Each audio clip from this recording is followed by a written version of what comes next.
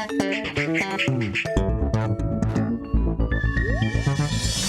everyone, and welcome to the Vortex, where lies and falsehoods are trapped and exposed. I'm Michael Voris. Last week, Knoxville Bishop Richard Stika announced his retirement after a lengthy Vatican investigation, his retirement, and extensive news coverage over his alleged cover-up of a rape. Leading the charge in that news coverage was Church Militant, as insiders were providing us much information on his alleged cover-up of that rape. While The Pillar was the first to break the story, and they deserve some credit for that, Church Militant was the only one to air a video documentary and the only one to expose the texts exchanged between the perpetrator and the victim. That was the smoking gun that exposed Bishop Richard Stika as profusely lying and made the perpetrator's involvement undeniable. Our Church Militant Spotlight investigation was described as an earthquake in the Diocese of Knoxville and was then soon followed not only by the Vatican investigation, kind of forced him into a corner there, but also by local newspapers finally covering the story after remaining deafeningly silent for months. We forced their hand as well as the Vatican's.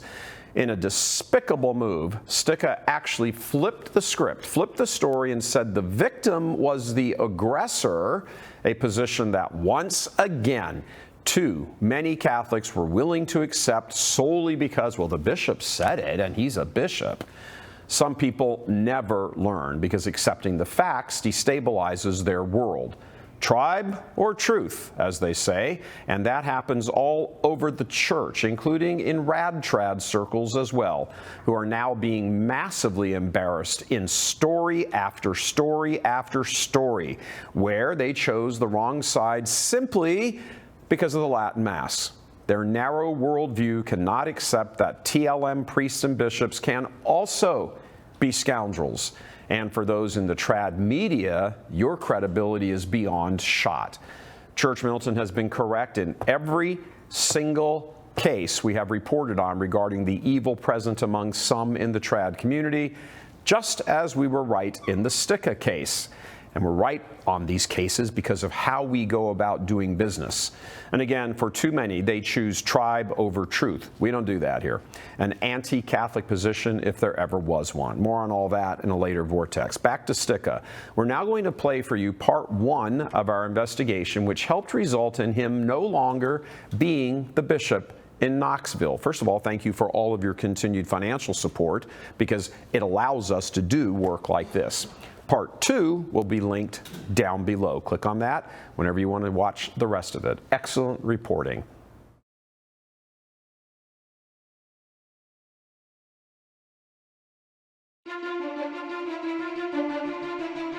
It goes back to children's safety. Our children are not safe.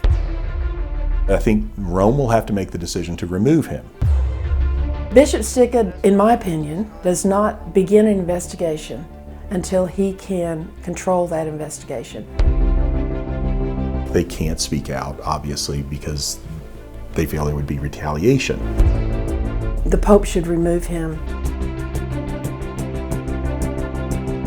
Alleged cover-up of gay rape and a homosexual pipeline from Poland to Detroit to Tennessee, involving two high-ranking cardinals and a compromised U.S. bishop now under special Vatican scrutiny. To this day, the bishop plays innocent, feigning ignorance about any investigation, continuing to protect an accused predator, and even accusing the alleged victim of being the perpetrator, leading some to wonder whether the bishop is a truth teller or a sociopath.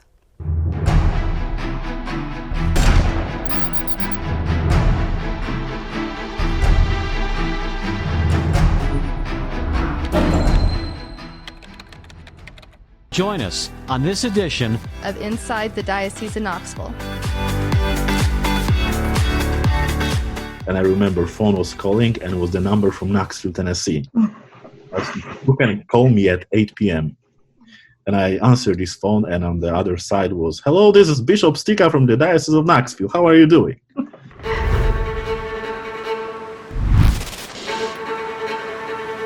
In spring of 2018, Polish-born seminarian Wojtek arrived in Knoxville, Tennessee at the personal invitation of Bishop Richard Stika. How'd you wind up here? Yeah, it's a long story, but I can... Well, we got a lot of time. 2 years later, that bishop and seminarian would be the center of intrigue and scandal, the focus of a Vatican investigation and a major lawsuit.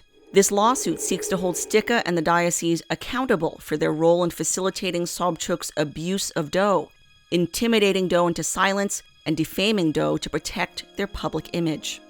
I know you like the bishop. He's okay. Yeah, bishop and cardinal, and particularly Cardinal Rigali. Yeah. And, oh, in particular, huh? The alleged rape first became known 2 years earlier, when a leaked document started making the rounds in the diocese. In February 2019, the organist at the Cathedral of the Sacred Heart claimed he had been raped by one of the seminarians of the Diocese of Knoxville.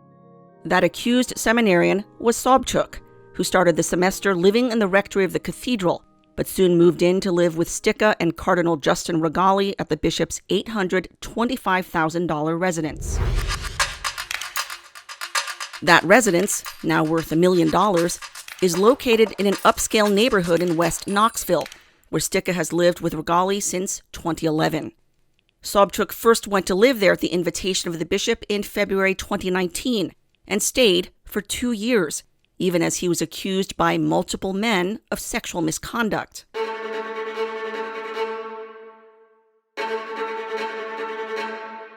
Sobchuk met the alleged victim, given the alias John Doe, at the cathedral in January 2019, at a children's mass where Doe was playing the organ and Sobchuk was serving as an acolyte.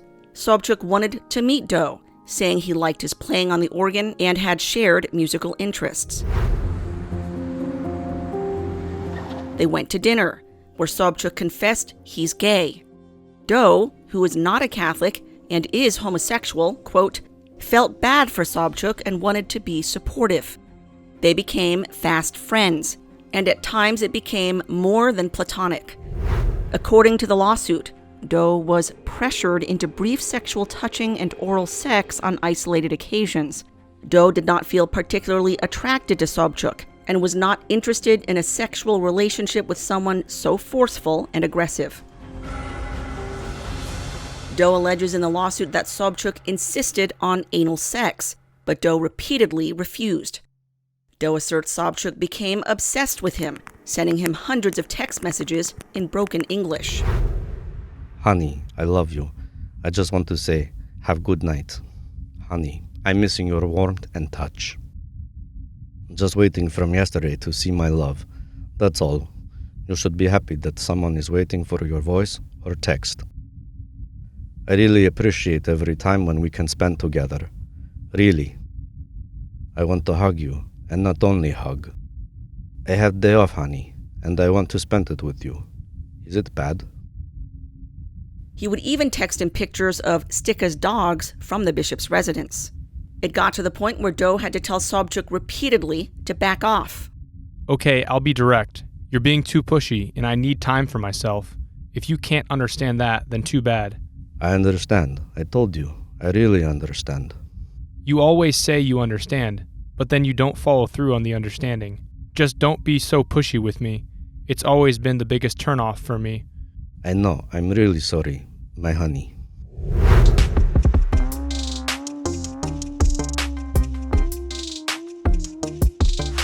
Sobchuk was accused in the secret report of having led an active gay life in Knoxville, hooking up with other men through social media apps.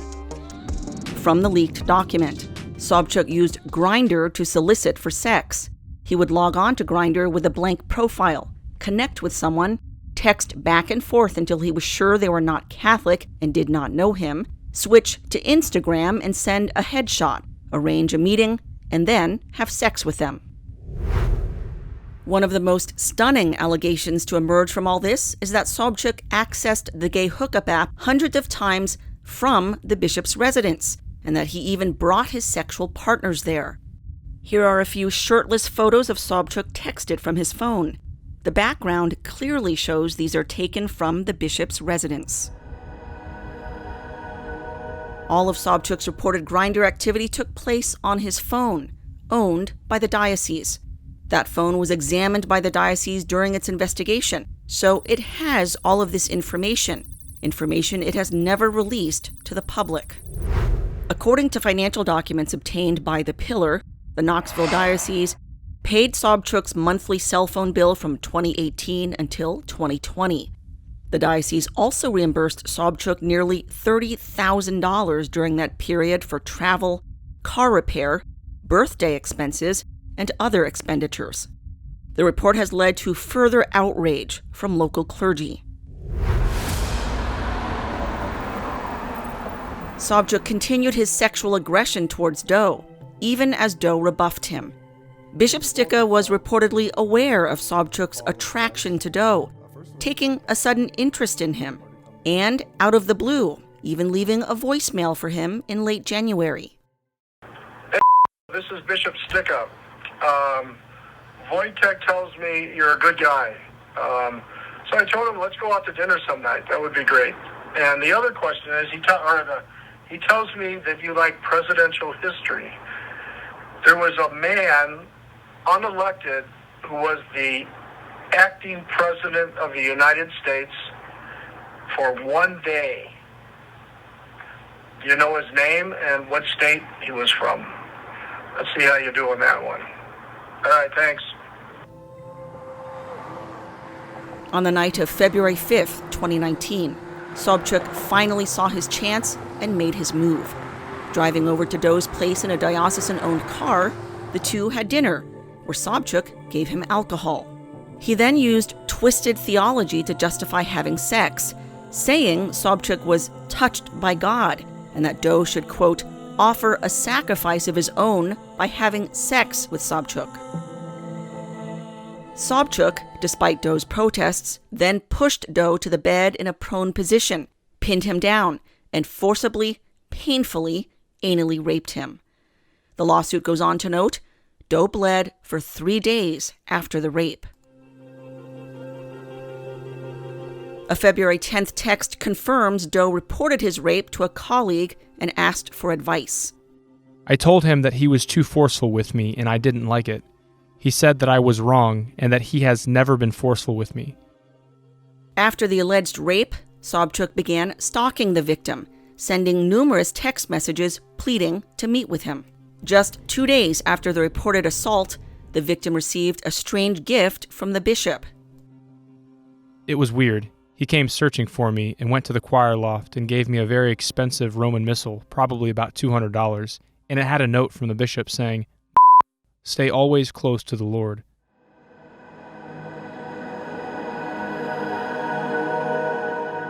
His colleague responds, Could be an expensive gift to be more like a bribe for your silence. Could the phrase, stay close to the Lord, be a veiled way of saying, don't betray us and talk against us? Doe texts, That's exactly what I thought. About a week after the assault, Sobchuk showed up unannounced at Doe's home, enraged, grabbing him by the arm and insisting they stay in contact. It led to an angry response from Doe the next day. You have disrespected my boundaries many times. This is why I don't talk to you as much. Last night was absolutely ridiculous. You even parked your car away from the house because you knew just how bad what you did was. You will never disrespect my boundaries again. The bishop started taking an unusual interest in Doe, extending invitations to meet with him. The leaked document states, Stika became angry if Doe would not accept dinner invitations from Stika to come to dinner at his house or to fancy restaurants around Knoxville. Since Doe was an employee of the diocese and Sobchuk lived with the bishop, he felt pressured to accept. At one dinner in March, the bishop, who was allegedly aware of Sobchuk's attraction to Doe, insisted the two men continue their friendship and take steps to protect their privacy. Stika told Doe that it would probably be best if Sobchuk and Doe communicated through Snapchat, a messaging service designed and marketed to allow messages and photos to disappear after they are viewed.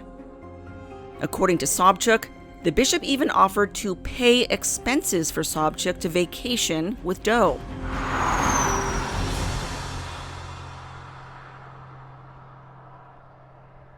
Bishop was asking about you. Ah, what about? I was talking with him about vacation and my spring break, and he asked me why I don't like to go somewhere with because he knows for sure more places than me. And I was talking that wherever I want to go, I have to pay for hotel and plane, for example. And he told me that he will pay for me and my friend. Is it not sweet? And also he wants to meet you for dinner. Significantly, Sobchuk admits his misconduct. I'm sorry. I know that was bad. Please forgive me. I can't explain my behavior. You're right, and I do not explain my behavior now. I'm sorry for it, because it was bad. And in a Valentine's Day note, Sobchuk also admitted wrongdoing. You are a wonderful man. I'm so happy that I could meet you. Thank you for everything. And for what was wrong, I apologize with all my heart. Yours, Wojtek.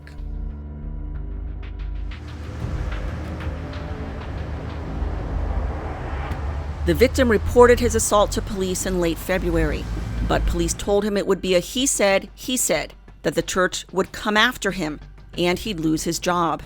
Discouraged and frightened, he chose not to pursue the matter, instead working to find a job outside Knoxville. Months later, texts show Doe was still struggling to deal with the rape. From a May 21st text to a colleague, My mental health has been very bad after everything happened. I have spiraled into alcoholism and been working 7 days a week. I would like to talk to you.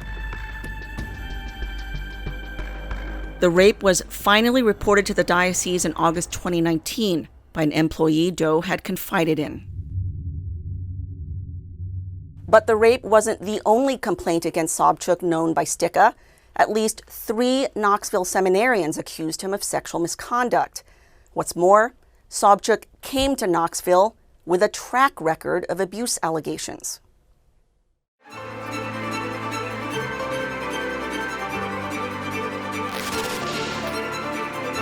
After first discerning a call to the Jesuits in Poland, Sobchuk came to study with the Jesuits at Loyola University of Chicago around 2017.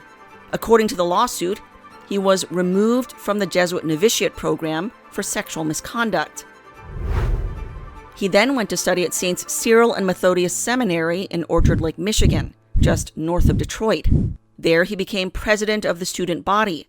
The lawsuit states he was ousted as a result of sexual misconduct. Sobchuk then applied to study in Knoxville, but failed to receive a recommendation from the vocations director. Concerned he would be unlikely to live a celibate life and posed a danger of sexually harassing and sexually assaulting others. In spite of this, not only did Stika accept him as a seminarian, he gave him preferential treatment. In April 2019, the bishop met with Tennessee Governor Bill Lee, seeking his intervention regarding Sobchuk's immigration status. Sobchuk also traveled to the Vatican with Stika and Regali in December. Worse, violating the diocese's own safety protocols, Stika placed Sobchuk as a teacher in a local Catholic school, in charge of young students. It goes back to children's safety. Our children are not safe. And I understand local parents were very upset when they found out that this accused sexual predator was actually teaching in the high school. Yes, the people are very upset, and they should be, because our children's very existence and very safety is at stake here. Susan Vance is head of SNAP Tennessee, Survivors Network of those abused by priests. She's been butting heads with Stika from the beginning in an effort to obtain accountability and transparency in Knoxville. Any way you look at this, the buck begins and ends with Richard Stika, and he should, the Pope should remove him. This is not the leadership of the faithful. This is not the protection of our children that we deserve, and it's got to be fixed. He must go. Diocesan insider David Wells is also disturbed by the bishop's behavior. That he put him in a school or in proximity to students at the elementary school and then at the high school.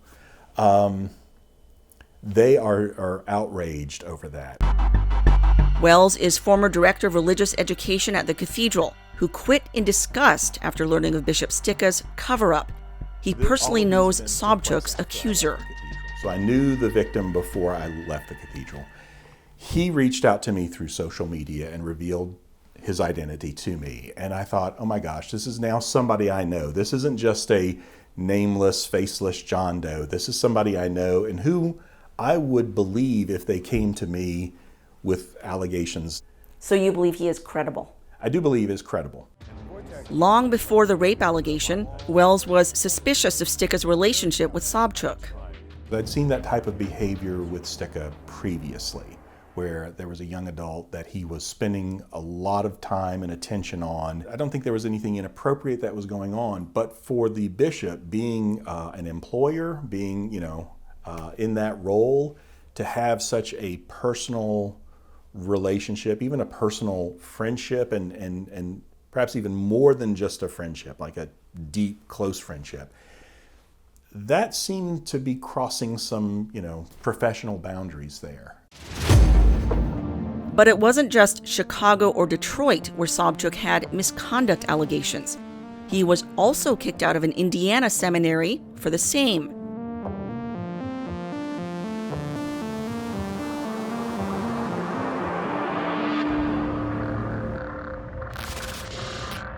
In 2020, he went to study at St. Meinrad's School of Theology, where Knoxville seminarians are usually sent. He can be seen on page 15 of the winter 2020 edition of the Seminary magazine. The next year, he was ousted, once again, after multiple students complained of sexual harassment. Incredibly, Stika invited him back to Knoxville, not only to live with him, but also to become his administrative assistant, working in the chancery. This was the last straw for Knoxville priests, who were outraged and who had known about the multiple abuse allegations against Sobchuk. Around 24 clergy sent letters to the Vatican requesting a formal investigation of their bishop, an investigation that is reportedly now ongoing, even as Stika denies there's any investigation. In an email to this reporter on October 21, 2021, the bishop feigned ignorance, not aware of any investigations or letters.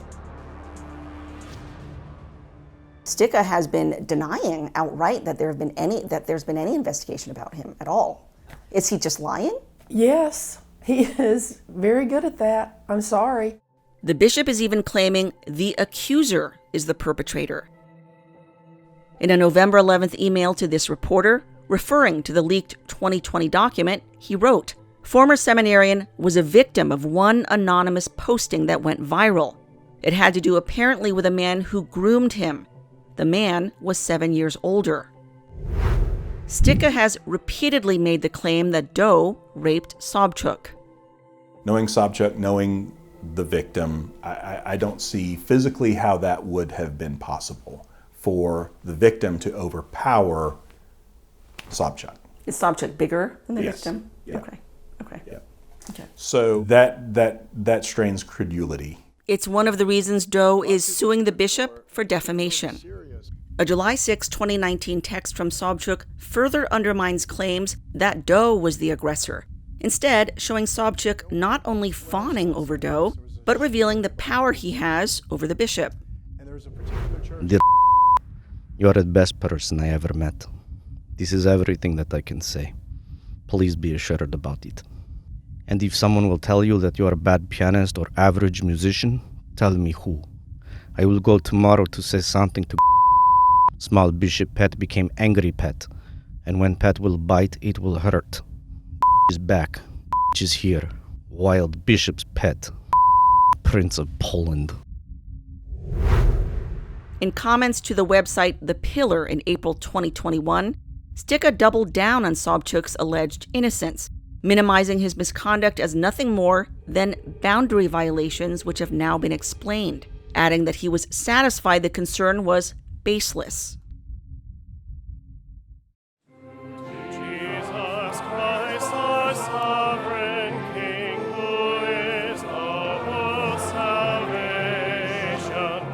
We've done it.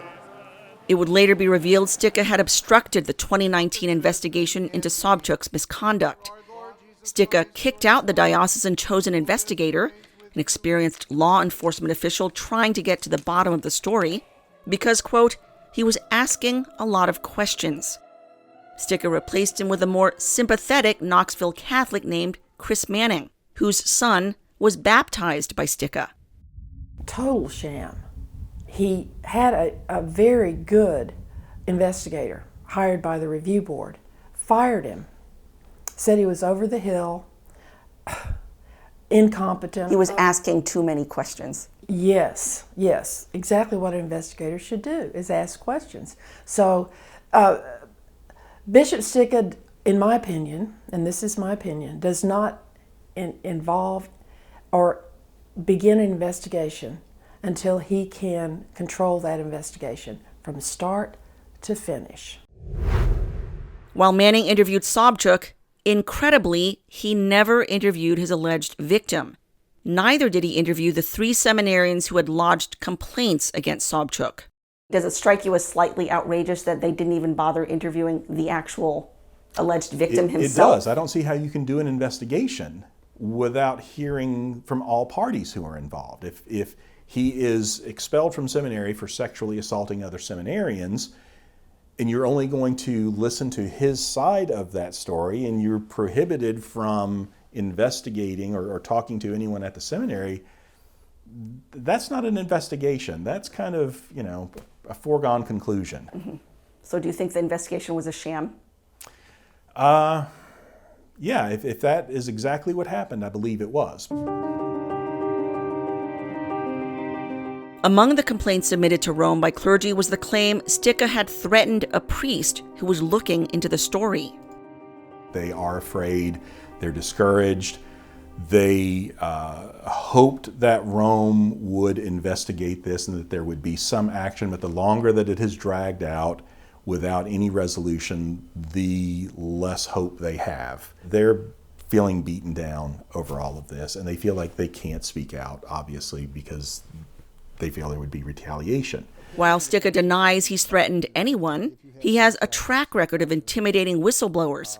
Susan Vance has firsthand experience. Extremely vindictive, extremely intimidating. I have pages of text back and forth where he basically said, you just want to be on camera, you just want to be known and get out in front of people. This is the kind of intimidation that he does, and I pity the priests of the diocese who have to deal with even greater intimidation. Dave Wells was also the target of Stika's bullying. After he left a single comment beneath a Pillar article simply saying, "Lord have mercy," he received a flurry of text messages. And it was the first of several text messages that I received from him, really just kind of castigating me for giving any credence to the story, and he was just very defensive in his responses to me. He even said, "I look forward to your public apology." And all of this was just because I had clicked on the article and then commented, "Lord have mercy." And I thought, I've touched a nerve here. Is the bishop home? This reporter was also on the receiving end of the bishop's pressuring to stay silent. He's not going to come out. In a series of emails, Stika accused us of sinning if we were to go ahead with our report. From a November 11th, 2021 email, "Detraction and calumny are very serious and mortal. You have been informed. You know that these sins are real, and now you will make a free choice." And in another email on the same day, "Calumny and detraction are mortal sins." Going on to say, "I too worry about your soul. Any priest would." And from a third unsolicited email on the same day, "Remember, those in media are accountable for what they write. I have no doubt that God judges harshly calumny and detraction." Incredibly, after the scandal blew up in the media last year, after the Vatican launched an investigation, and after 11 priests sent more letters to Rome asking for Stika's removal, the bishop took Sobchak on a 10-day vacation. Video proof is shown in this August 12th, 2021 post on Stika's Facebook page. Sobchak can be seen standing behind Cardinal Regali in his wheelchair as Stika wanders the grounds of President Franklin D. Roosevelt's Springwood Estate in Hyde Park, New York. So, you gotta go see the house? Oh, I'm gonna go take a video. In the face of public scrutiny, Stika is now denying Sobchak ever accompanied him on the trip. Stika took Sobchak with him on vacation and then has tried to deny that. When the story came out and the optics came out, oh no, that didn't happen, and you know, that's all fake news.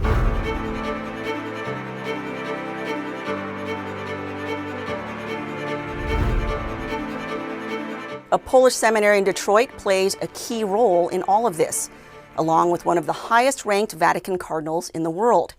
It was through these channels, what we've reported as a homosexual Polish pipeline, that Sobchak was able to make his way to the U.S., leading up to the current scandal. That in our next installment of this Spotlight. Christine Niles, Church Militant, Detroit.